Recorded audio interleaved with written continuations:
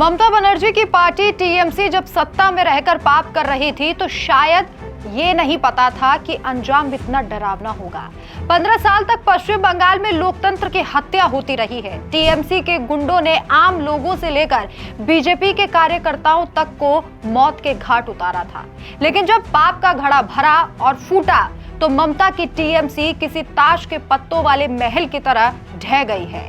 ममता का अभिमान चूर चूर हो गया है। न्याय के सूर्य का उदय होते ही ममता के हाथ पैर अब कांपने लगे हैं। ममता की पार्टी का एक और पुराना पाप अब सभी के सामने आ गया, जो बदला लेने को तैयार है।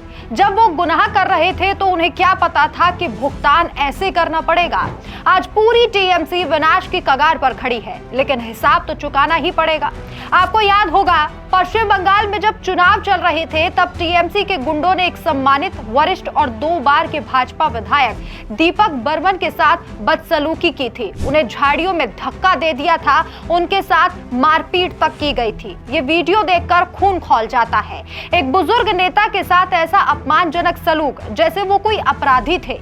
ये टीएमसी की क्रूर, तानाशाही और गुंडागर्दी वाली संस्कृति का जीता जागता सबूत था, जिसमें विपक्ष को कुचलना, अपमानित करना और डराना उनकी आदत बन गई थी। आज उन्हीं दीपक बर्मन को शुवेंदु सरकार में मंत्री बनाया गया, जिसके बाद टीएमसी की नींद उड़ गई है। टीएमसी परेशान है कि अब कहीं हमारे पाप का भुगतान ना करना पड़ जाए।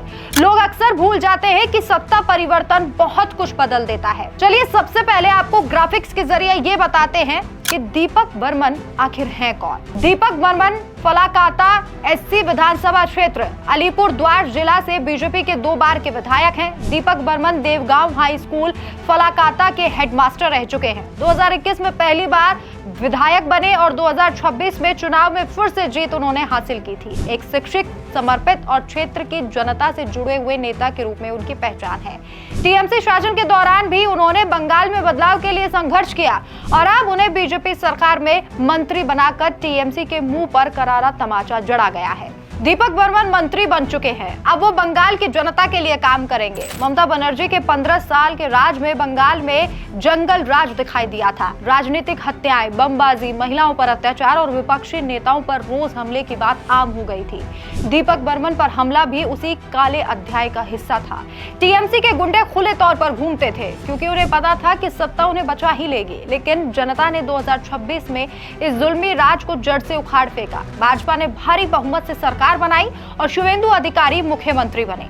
कल तक जिन दीपक बर्मन को टीएमसी के गुंडों ने झाड़ियों में फेंका था, उन्हें शुवेंदु अधिकारी के विस्तारित मंत्रिमंडल में पूर्ण कैबिनेट मंत्री बना दिया गया है। ये सिर्फ एक पद नहीं है, बल्कि बंगाल के राजनीतिक इतिहास में एक प्रतीकात्मक बदलाव है। जो नेता टीएमसी की हिंसा का शिकार हुए, आज वे सरकार की अहम बेंच पर बैठकर राज्य के विकास की दिशा तय करेंगे। ये फैसला टीएमसी के लिए एक चाटा है। जिन गुंडों ने उन्हें अपमानित किया, आज वही दीपक बर्मन बंगाल की सत्ता में हिस्सेदारी रखेंगे। दीपक बर्मन जैसे शिक्षक पृष्ठभूमि वाले नेता बंगाल की नई सरकार में युवा और क्षेत्रीय आकांक्षाओं को आवाज देंगे। सालों तक टीएमसी ने भर्ती घोटाले, सैंड माफिया, कोयला तस्करी और महिलाओं की असुरक्षा को बढ़ावा दिया था। टीएमसी अब लोकतंत्र खतरे में है, ये राग अलाप रही है, लेकिन असली खतरा तो उनके जुल्मी राज में था।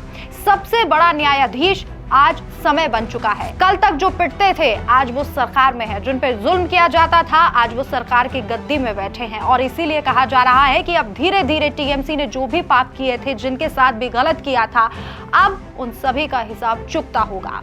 आपकी क्या राय है, कमेंट करके जरूर बताएं। नमस्कार।